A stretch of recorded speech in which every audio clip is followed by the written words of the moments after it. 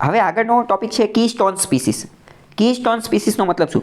જો keystone species, pioneer species બંને સરખા જેવું લાગશે પણ બંને છે અલગ અલગ. કીસ્ટોન સ્પીસીસનો મતલબ શું કે આખી એક ઇકોસિસ્ટમ છે.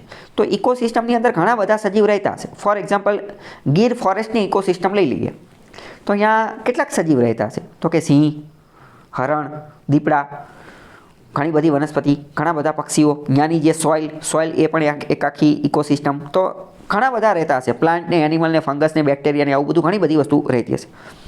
તો એ પ્રશ્ન થાય, શું બધાનો રોલ એક સમાન છે? તો કે અમુક સ્પીસીસ એવી હોય કે જો એને હટાવી દેવી તો ઘણું નુકસાન થઈ જાય. ફોર એક્ઝામ્પલ સમજીએ, આવું કેમાં થાય? તો કે જે વચગાળાની સ્પીસીસ હોય એમાં એક શું છે? ઘાસ છે, હરણ છે અને સિંહ છે. તો હરણને કાઢી નાખશું તો ઘાસ અને સિંહ બંનેને અફેક્ટ કરશે કે નહીં? બંનેને ઇફેક્ટ કરશે.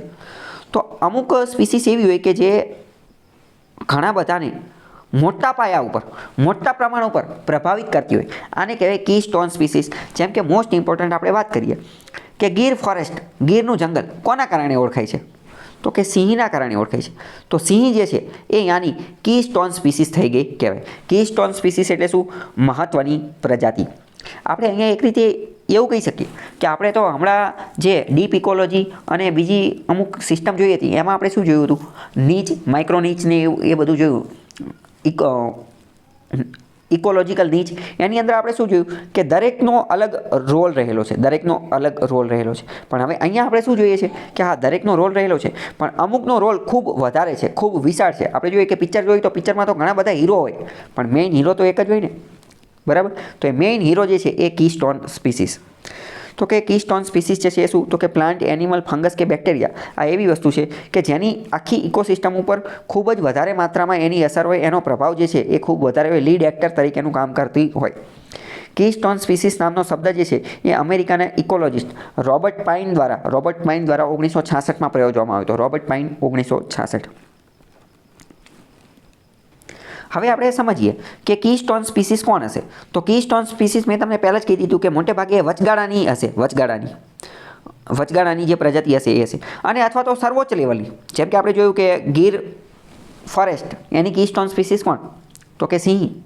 અમુક જગ્યાએ કીસ્ટોન સ્પીસીસ હાથીને એવું બધું હોય. એટલે એક રીતે in short keystone species most of predator હોય.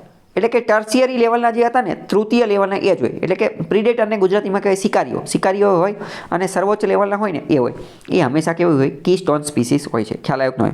આની પહેલાં આપણે પાયોનિયર સ્પીસીસ જોઈ હતી. તો પાયોનિયર સ્પીસીસ મોટે ભાગે કેવી હોય? કહી શકો ખરા?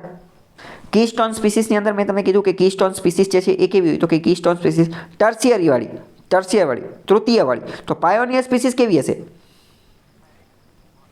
ઓકે, યસ, પાયોનિયર સૌ પ્રથમવાળી હશે. પ્રથમવાળી એટલે એક રીતે એને પ્રોડ્યુસર કહી શકાય ને. એ પ્રોડ્યુસર હશે મોટે ભાગે.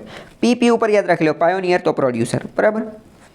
તો મોટે ભાગે પ્રિડેટર હશે. જેમ કે વોલ્વ્સ, વરુ, સમુદ્રની અંદર વહેલ ને એ બધી, બરાબર? એટલે તો જો વહેલના નામે સેન્ચ્યુરી, અભયારણ્ય ને એ બધું હશે. હવે તમને સમજી શકો છો કે જે મેઇન સ્પીસીસ હશે એના નામના જ કે જેસોર રીછ અભયારણ્ય. કેમ? તો આખી ઇકોસિસ્ટમમાં એ કીસ્ટોન છે એટલે સિંહનું અભયારણ્ય હોય, રીછ અભયારણ્ય હોય, બરાબર?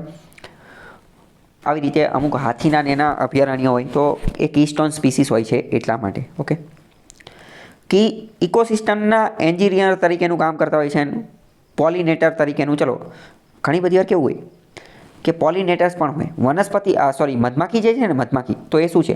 મધમાખી એ કીસ્ટોન સ્પીસીસ છે. કેમ? કારણ કે મધમાખી મેં તમને કીધું હતું કે પોલિનેશન, પરાગનયનનું કામ કરે, જેના કારણે વનસ્પતિમાં પ્રજનન થાય તો એ રિપ્રોડ્યુસ ફટાફટ થઈ જાય અને એ શું છે? કીસ્ટોન સ્પીસીસ છે. એલિફન્ટ કીસ્ટોન સ્પીસીસ છે. નીલગિરી થાર હિમાચલ પ્રદેશની અંદર જોવા મળે છે. ગ્રાસલેન્ડ ઘાસના મેદાનમાં જોવા મળે. ગોટ, બકરી જેવું દેખાતું હોય છે, એનું અભયારણ્ય આવેલું છે. તો એ કીસ્ટોન સ્પીસીસ છે. નીચે અમુક આપેલી છે. હાથી કીસ્ટોન સ્પીસીસ છે, બરાબર? બ્લુ વાઇલ્ડ બીસ્ટ ને એ બધા. આપણે આસામની અંદર એક વન હોર્ન રાઇનો, એક સિંગી ગેંડો, એનું અભયારણ્ય આવેલું છે. તો શું છે? કીસ્ટોન સ્પીસીસ છે. ખ્યાલ આવ્યો? કીસ્ટોન સ્પીસીસ એટલે એવી કે જે એકલા લેવલે જે છે એ બહુ મોટા પાયે અસર કરતા હોય સમગ્ર પર્યાવરણને, બરાબર? હીરો જેવું કામ કરતા હોય કે એકલો હીરો કેવી રીતે બધાઈને એક મારી નાખે ને તો એવી રીતે, હા એવી સિસ્ટમ. ઓકે.